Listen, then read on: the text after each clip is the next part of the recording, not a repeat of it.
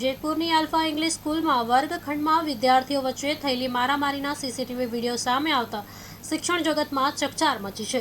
ધોરણ 7ના ચાલુ ક્લાસ દરમિયાન બે વિદ્યાર્થીઓ વચ્ચે ઉગ્ર બબાલ થતા એક વિદ્યાર્થીએ આર્યન નામના વિદ્યાર્થીના માથામાં હાથમાં પહેરેલું કડું મારી દેતા ગંભીર રીતે ઇજાગ્રસ્ત થયો હતો અને તેના માથામાંથી લોહી વહેવા લાગ્યું। આ ઘટનાને લઈ વાલીઓએ શાળા તંત્રની કામગીરી સામે સવાલ ઉઠાવ્યા છે। વાલીઓનો આક્ષેપ છે કે ઘટના સમયે કૃણાલ નામના શિક્ષક ક્લાસમાં હાજર હોવા છતાં વિદ્યાર્થીઓ વચ્ચેની મારામારી રોકવામાં બેદરકારી દાખવવામાં આવી હતી।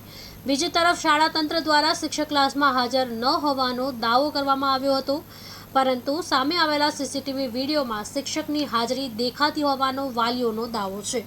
બાળક ગંભીર રીતે ઇજાગ્રસ્ત થતા વાલીઓમાં ભારે રોષ ફેલાયો છે અને શાળામાં વિદ્યાર્થીઓની સુરક્ષા તથા જવાબદારી અંગે કડક કાર્યવાહી કરવાની માંગ ઉઠી છે।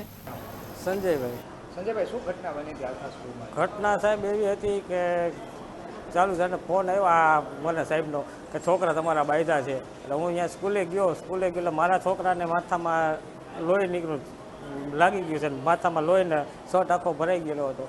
ત્યાં ગયો સ્કૂલે તો સાહેબે કીધું કે ભાઈ શું છે એ કે, એટલે સાહેબ હતા હાજરમાં અને ચાલુ પીરિયડમાં મારા છોકરા ઉપર બીજા બે છોકરા બાંધીને પૂરા છોકરાએ માથામાં કડું મારી દીધું। સાહેબ હાજર હતા છતાં સાહેબ આવું થયું એમ, સાહેબ હાજર હતા, બહાર હોય તો વાત બરોબર છે। તમારું નામ? મેર વિછિયાબેન। શું ઘટના શું બની હતી આલ્ફા સ્કૂલમાં? આલ્ફા સ્કૂલમાંથી અમને 10 વાગે ફોન આવ્યો કે તમારા બાળકને લાગી ગયું છે ને તમે અહીંયા આવો। અમે ત્યાં ગયા ને તો મારો છોકરો આખો લોહી લોહાણ હતો અને ત્યાં પછી સરને પૂછ્યું ને કે સર આ કઈ રીતના બનાવ બન્યો? તો કે સર કે અંદર હતા નહીં, પીરિયડમાં આવતા હતા ત્યારે આ બનાવ બન્યો કે। પછી બાળકને પૂછ્યું ને છોકરાને પૂછ્યું તો એને એમ કીધું કે સર પીરિયડમાં હતા કે ક્લાસ લેતા હતા ને આ બનાવ બન્યો છે। સીસીટીવી કેમેરા અમે જોયું તો સર ત્યાં ઊભા છે ને આ બનાવ બન્યો છે।